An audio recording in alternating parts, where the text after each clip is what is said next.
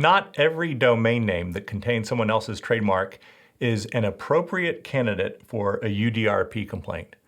For example, in the case I'm talking about today, Sub-Zero, the kitchen appliance company, lost a UDRP proceeding against the registrant of the domain name centric-subzerorepair.com, who said that he had no interest in diverting or confusing Sub-Zero's consumers.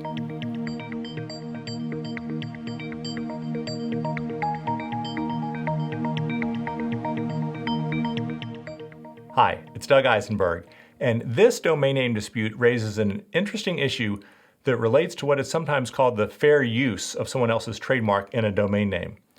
This is especially relevant to the second of the three elements of the test set forth in the UDRP, the Uniform Domain Name Dispute Resolution Policy. So first, a little refresher. If you're not familiar with the UDRP's requirements, or if you missed my masterclass episodes on this topic, which, by the way, you can watch anytime at www.giga.law/masterclass. The UDRP requires a trademark owner to prevail on all three parts of a test to obtain an order transferring a disputed domain name. The first element requires a complainant to prove that a domain name is identical or confusingly similar to a trademark in which it has rights. The second element requires a showing that the registrant of the disputed domain name has no rights or legitimate interests in it. And the third element requires proof that the domain name was registered and is being used in bad faith. Most cases probably turn on the third element, bad faith. But in this Sub-Zero decision, the three-member UDRP panel didn't even address that part of the test because they reached their conclusion before they got that far. Here's what happened in the case. Sub-Zero said that it had used the Sub-Zero trademark since at least 1945, and that it is an industry leader in the sale of high-end residential kitchen appliances, including refrigerators, freezers, and wine storage systems. The disputed domain name, centric-subzerorepair.com, was registered 71 years later in 2016. Sub-Zero alleged that the respondent was using the domain name to pass itself off as Sub-Zero or as an affiliate, and that it was offering competing services. On the other hand, the registrant of the domain name said that he was the owner of two companies, including a limited liability company known as Centric Sub-Zero Repair LLC, and that he used the domain name centric-subzerorepair.com in connection with that business. And the website using the domain name said on its homepage, "We are an independent repair company and are not affiliated in any way with the Sub-Zero appliance manufacturer or any of its distributors." So in its decision, the UDRP panel had no problem finding that the domain name was confusingly similar to the Sub-Zero trademark under the first element of the UDRP, even though it contained two words, centric and repair, in addition to the Sub-Zero trademark itself. Now, this is consistent with the WIPO consensus view, which says, in cases where a domain name incorporates the entirety of a trademark, or where at least a dominant feature of the relevant mark is recognizable in the domain name, the domain name will normally be considered confusingly similar to that mark. And where the relevant trademark is recognizable within the disputed domain name, the addition of other terms would not prevent a finding of confusing similarity under the first element. But on the second element, rights or legitimate interests, the panel faced a more difficult issue.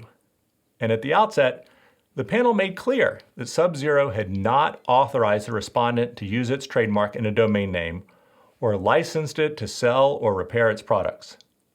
But the panel then turned to a landmark UDRP decision, a 2001 WIPO case filed by Oki Data, that set forth an important test that applies in the context of a reseller, distributor, or service provider using another company's trademark in its domain name.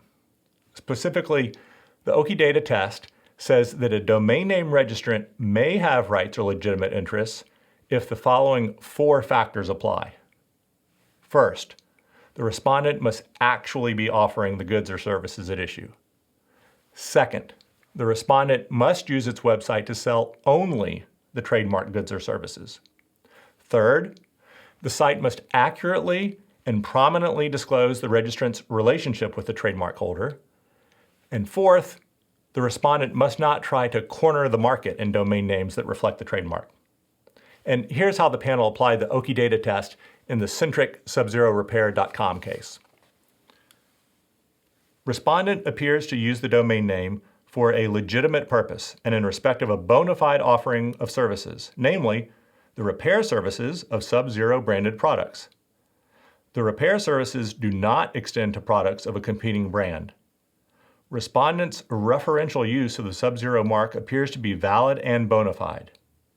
Respondent's website accurately discloses the nature of its business and that it is not affiliated with complainant. There is nothing in the content of Respondent's website which suggests affiliation with or endorsement by complainant. The panel finds that the disclaimers on Respondent's website are sufficiently prominent and clear enough such that it would be evident to consumers that Respondent is not affiliated to or endorsed by complainant. Neither is there any evidence of a pattern of conduct by Respondent of registering domain names containing the trademarks of complainant or of third parties. The panel finds that the evidence shows Respondent satisfies the four elements of the Okidata test. Respondent uses the domain name for its business of repair of SubZero appliances, which is consistent with what is reflected in the domain name. And as a result, the UDRP panel denied SubZero's claim and allowed the respondent to keep his domain name. While every dispute has to be evaluated on its own facts, this SubZero decision is an important reminder that resellers, distributors, and service providers can, under certain circumstances, use a company's own trademark in a domain name. And by citing a nearly 20-year-old UDRP decision, the panel in this case emphasized the importance of precedent in domain name disputes, precedent that trademark owners should understand and evaluate, as I do with my clients, in deciding whether a UDRP complaint is likely to succeed. If you want to learn more about the UDRP, please check out my masterclass on domain name disputes, as well as other resources on my GigaLaw website. And be sure to subscribe to the GigaLaw YouTube channel to be notified of future videos discussing other UDRP cases. Thanks for watching, and see you next time online.